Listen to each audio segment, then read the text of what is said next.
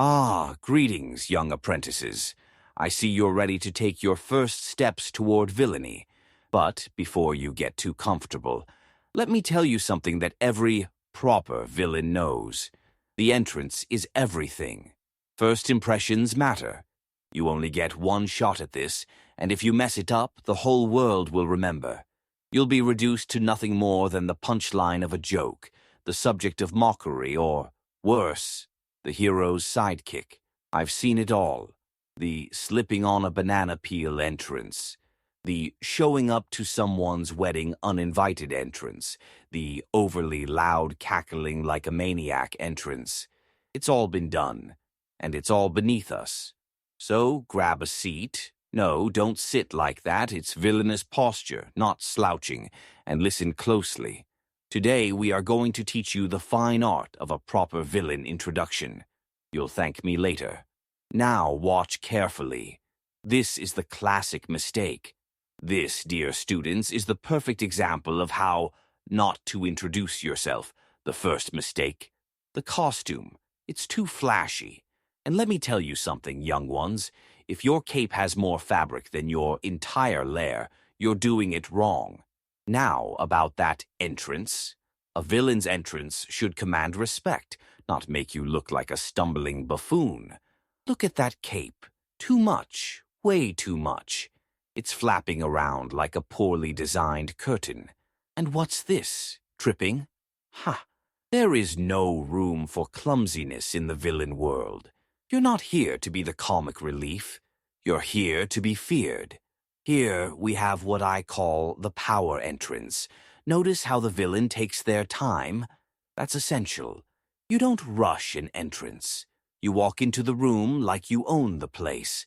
Don't be in a hurry to announce yourself. Make them wait. Make them feel the anticipation. Your entrance should be so impactful that people don't even remember the hero's name. They only remember you.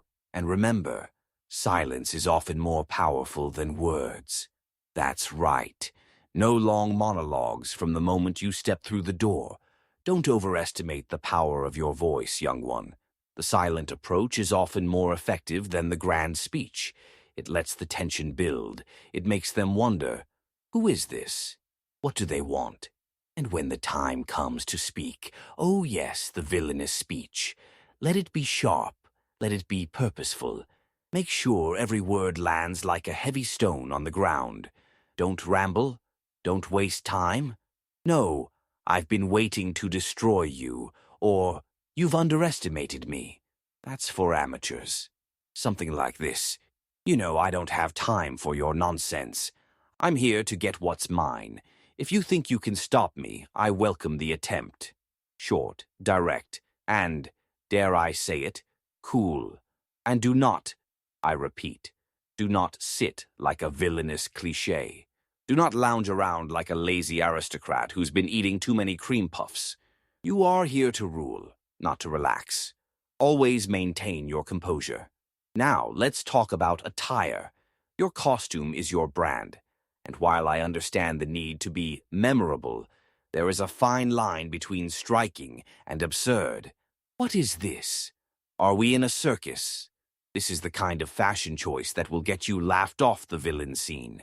You want to look intimidating, not like someone auditioning for a children's show. If your outfit screams too much, it's too much. You need to show sophistication, power, and an air of mystery. Think sleek. Think sharp lines. You don't want to be mistaken for a walking costume shop. Now this is what we call villainous elegance.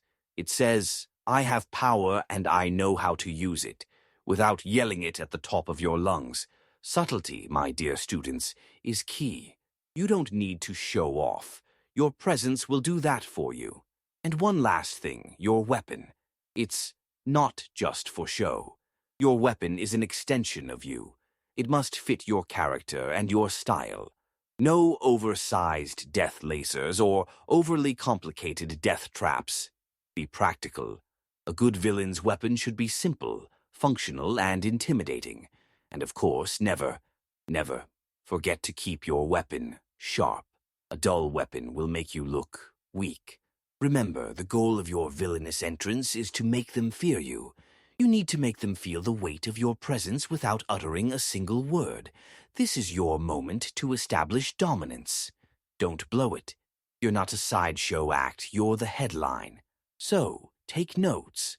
Practice your entrance. The world is watching, and it's time to make them remember your name. Now, go. Introduce yourself like the villain you were meant to be. And remember, make it unforgettable. For more tips on villainy, subscribe and don't forget to hit the bell, unless you're too afraid.